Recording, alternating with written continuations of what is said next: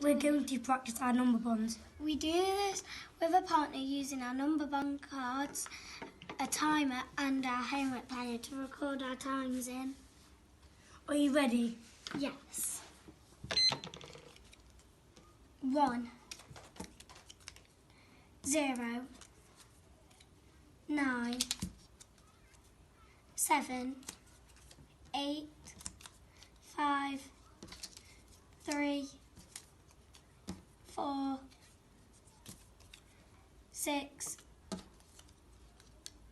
2. That took you 24 seconds. I will record this in my planner. We have written the correct answers on the back of each of our cards.